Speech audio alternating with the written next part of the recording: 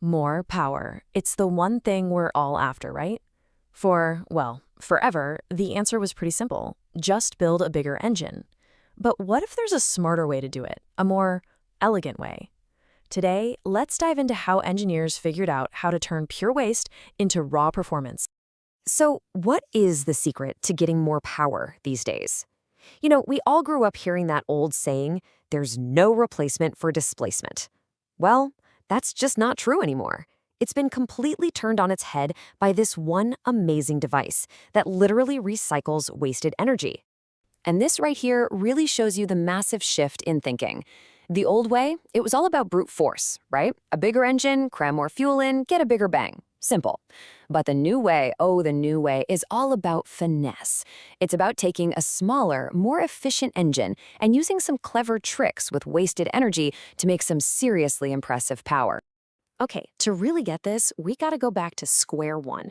At its absolute core, an engine is just a big air pump. That's it. And the fundamental rule is simple. The more air and fuel you can cram into a cylinder before that spark plug fires, the bigger the explosion you're gonna get. And a bigger explosion, well, that means more power. But here's the catch. For a standard engine, what we call a naturally aspirated engine, it has a hard limit. See, it can only suck air in. It's like a person breathing. And it's capped by the pressure of the atmosphere around us, which is about 14.7 psi at sea level. It physically cannot pull in more air than what's just available. Now, think about what's coming out of your tailpipe. For more than 100 years, that incredibly hot, fast-moving exhaust gas was nothing. It was just noise, it was pollution, a huge, colossal waste of potential energy just being blasted out into the air. So this leads to this really simple but absolutely brilliant question.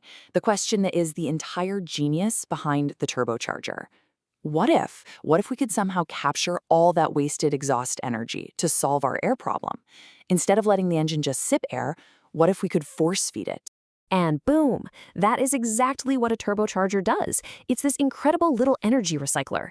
It uses all that hot exhaust gas to spin a tiny wheel called a turbine, which is connected by a shaft to another wheel, a compressor, that just shoves tons of extra air into the engine.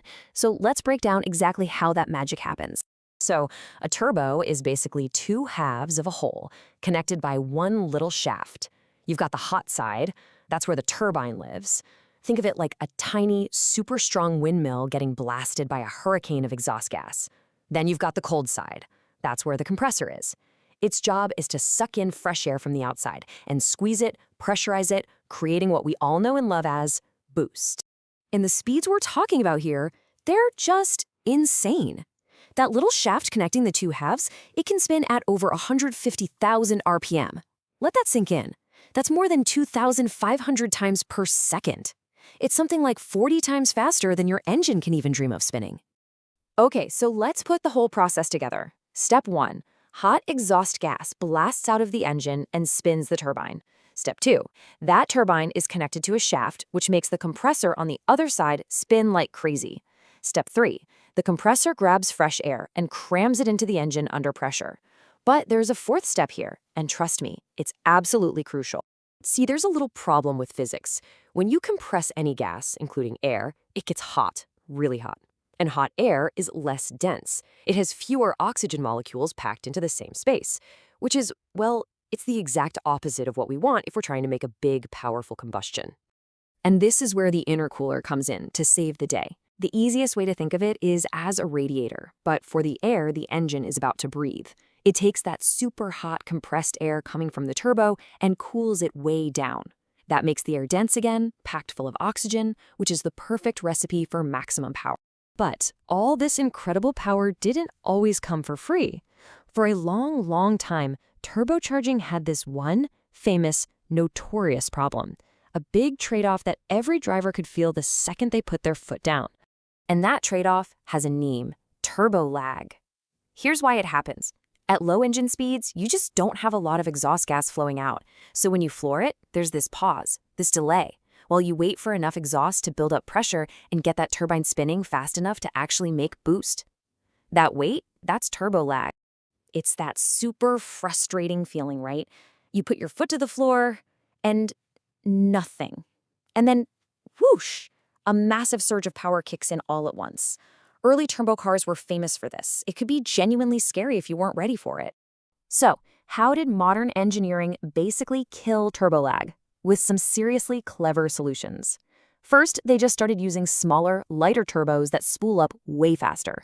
Then you get things like twin scroll housings, which is a fancy way of saying they give the exhaust pulses from different cylinders their own separate highway to the turbine. This stops them from tripping over each other and makes the whole thing way more efficient.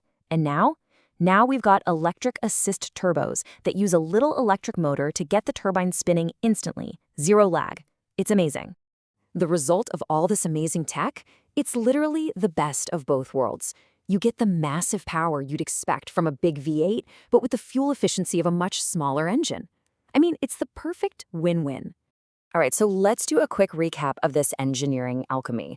A turbo takes wasted exhaust energy that used to just be thrown away. It uses that to force feed an engine with tons of cool, dense, oxygen-rich air, shout out to the intercooler, and the end result is a massive power boost from a smaller, lighter, and more fuel-efficient engine.